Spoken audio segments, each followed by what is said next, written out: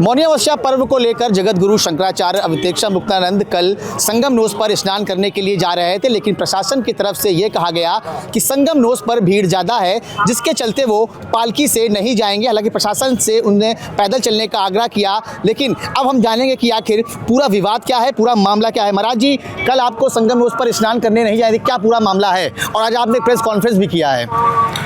Press conference हमने इसलिए किया कि कल प्रशासन के द्वारा 4 अलग अलग प्रेस कॉन्फ्रेंस की गई और जिसमें बहुत सारी असत्य और भ्रामक बातें बताई गई। तो हमको लगा कि प्रेस कॉन्फ्रेंस करके इन बातों का निराकरण कर देना चाहिए। इसके लिए हमने प्रेस कॉन्फ्रेंस की थी। जो प्रश्न पत्रकारों के मन में थे उनका जवाब देते हुए हमने सबको स्पष्ट कर देना उचित समझा, वो कर दिया हमने। जहाँ तक कल की बात है, कल हम जैसे पिछले 40 वर्षों से अपने शिविर से निकल करके जिस रूट से जा कर के संगम में स्नान करते रहे हैं वैसे ही निकले, कोई नई बात नहीं थी। शासन प्रशासन यहाँ का सब जानता है कि हम कब से यहाँ आते हैं, सब हमसे परिचित हैं। जो नए अधिकारी आते हैं वो नहीं परिचित होते हैं, लेकिन वो पुराने अधिकारी उनको बता देते हैं कि ये ऐसे हैं ऐसे हैं। और हम लोग उसी तरह से निकले और निकल करके अपना चले जा रहे थे, किसी को कोई दिक्कत थी नहीं। आप बताइए कि संगम तक पहुंचने तक कहीं कोई किसी को दिक्कत हुई? कोई दिक्कत नहीं थी। जब पुलिस ने हमको रोका वहीं से तो बात शुरू हुई। पुलिस ने रोका और बड़े अपमानजनक ढंग से उन्होंने कहा कि पालकी से नीचे उतरो। तो हमको लगा कि भाई ये कौन होते हैं और इनको कहाँ से अधिकार हो गया कि शंकराचार्य जी को पालकी से नीचे उतरने का आदेश करें। ये तो हमने कहा भाई आपको ये आदेश देने का अधिकार अभी नहीं मिला है, आप किस आधार पर आदेश कर रहे हो? इसी बात पर उनको बुरा लग गया कि हमसे जबान लड़ाते हो, और फिर उन्होंने भला बुरा कहना शुरू किया और बार बार हमको यही आग्रह करते रहे कि पालकी से नीचे उतरो, पालकी से नीचे उतरो। हमने कहा हम नहीं उतरेंगे। उसके बाद उन्होंने बहुत सारे हथकंडे अपनाए। एक बार तो फिर हमारे साथ जो लोग थे, हमारे परिकर, उन सबको घसीट करके मारते पीटते हुए कैंप में ले गए और अंदर ले जा करके भी बहुत मारा पीटा। हमको पूरी तरह से अकेला कर दिया।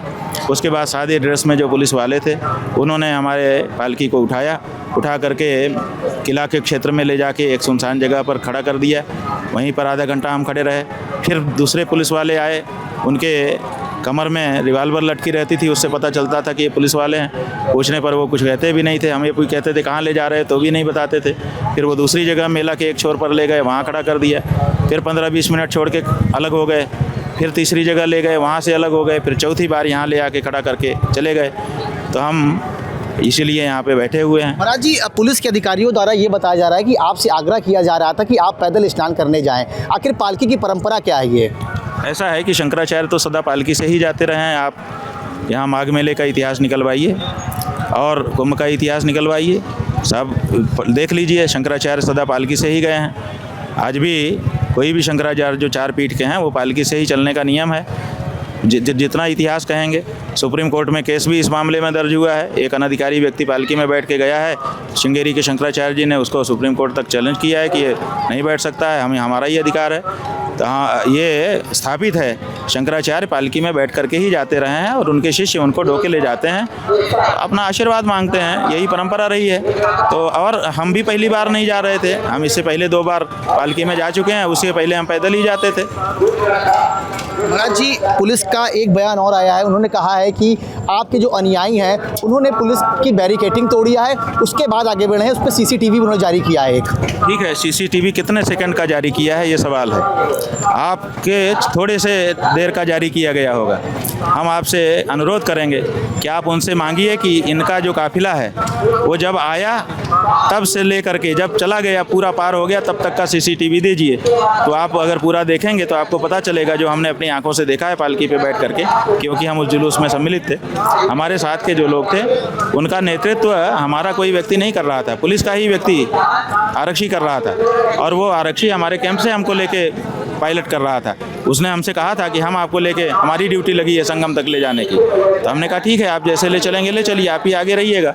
तो आगे गया, आप देखेंगे CCTV में कि वो गया बैरिकेड के पास, उसने पुलिस वालों से बात की और पुलिस वालों ने बैरिकेड खोला है। जब हमारे लोग बढ़ने लगे तो चूंकि उनकी चौड़ाई ज़्यादा थी तो इसलिए अगल बगल के कुछ बैरिकेड हो सकता है कि उनके चलने से गिरे हों, उतने मात्र को दिखा करके वो कह रहे हैं कि हमने तोड़ा नहीं है। पुलिस वाला हमारे सबसे आगे था, उसने बातचीत की है, उसके बाद पुलिस वालों ने ही बैरिकेड खोला है, तब हम लोग गए।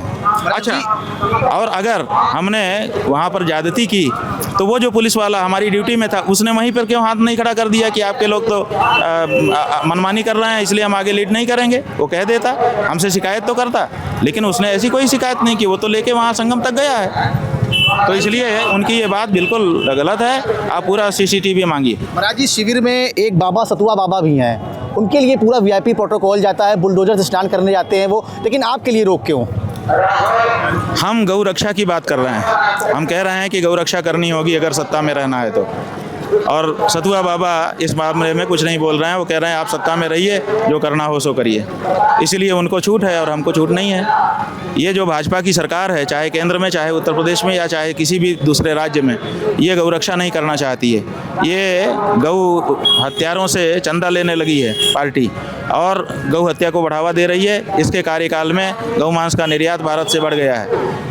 इसीलिए गौचर भूमियों पर सबसे ज़्यादा भाजपा के कार्यकर्ताओं ने कब्जा किया हुआ है। तो गौ रक्षा की बात अगर मानी जाएगी तो गौचर भूमियों से कब्जा हटाना पड़ेगा और चंदा जो मिल रहा है वो बंद हो जाएगा। इस भय में ये लोग करना नहीं चाहते हैं। तो जो गौ रक्षा की बात कर रहा है वो इनको खटक रहा है। इसीलिए हमारे साथ ऐसा व्यवहार हो रहा है, उनके साथ वैसा व्यवहार हो रहा है। दोनों वीडियो आपके सामने है। महाराज जी, आने वाला जो स्नान है बसंत पंचमी का है, क्या उस पर भी आप स्नान करने जाएंगे या फिर शिविर के बाहर ही आप बैठेंगे इस तरह? वर्ष में केवल एक ही स्नान करते हैं, बड़ी श्रद्धा से, बड़ी भावना से करते हैं, ये मौनी अमावस्या का स्नान। इसको हम कभी नहीं, आज तक जब से संज्ञान हुआ हमको, हमने कभी नहीं छोड़ा। हम अभी भी नहीं छोड़ना चाहते थे। इसीलिए इसके लिए बड़ी भावना रहती है। बाकी कोई स्नान हम करते नहीं हैं, इसलिए कोई ऐसी बात नहीं है। जब हमको अगले मौनी अमावस्या में मौका मिलेगा सादर स्नान का तो करेंगे, और नहीं तो यहाँ तो आ ही गए हैं, पुण्य क्षेत्र में तो आई हैं, ऐसी क्या बात। महाराज जी, अभी आप यहाँ पर कब तक बैठे रहेंगे इस तरह? नहीं, हम तो यहाँ बैठे हुए हैं जब तक हमारा मन है। क्या हमको किसी से अनुमति लेने की ज़रूरत है कि हम माघ मेले में कब तक रहें? हर सनातनी को यहाँ पर जब तक चाहे रहने का अधिकार है, हमको भी है। हम धर्माचार्य भी हैं। हमको कौन कह सकता है कि आप कब तक रहेंगे और कब तक नहीं रहेंगे, हमको बताइए। हम यहाँ पर गौ रक्षा प्रेरणा यात्रा कर रहे हैं। जो शिविर लगे हैं 5000, उनके हर दरवाजे जा कर के गौ रक्षा की शपथ दिला रहे हैं। ये बात प्रदेश की सरकार को अच्छी नहीं लग रही है कि ये सब साधु संतों को अगर शपथ दिला देंगे तो साधु संत शपथ खा करके फिर कहीं ऐसा ना हो कि गौ रक्षा की मांग तेज कर दें। ये उनको दिक्कत है, इसके लिए हमको परेशान किया जा रहा है। लेकिन हम अपनी प्रेरणा यात्रा जारी रखेंगे। रोज़ 10 बजे से 2 बजे तक की हमारी यात्रा हो रही है, कल से फिर शुरू हो जाएगी। तो निश्चित तौर पर ये थे हमारे साथ शंकराचार्य जी, जिन्होंने कहा है कि जब तक उनको अधिकारी यहाँ पर सम्मान से लेने नहीं आएंगे वो इसी तरह शिविर के बाहर बैठेंगे। हालांकि शंकराचार्य जी हैं वो अनशन नहीं कर रहे हैं, लेकिन उनका कहना है कि वो एक ही स्नान करने जाते हैं मौनी अमावस्या के पर्व पर, लेकिन अब जब उनको अधिकारी यहाँ पर पूरे सम्मान के साथ लेने आएंगे तभी वो इस शिविर से स्नान करने के लिए जाएंगे। Saurabh Mishra, ABP news, Prayagraj.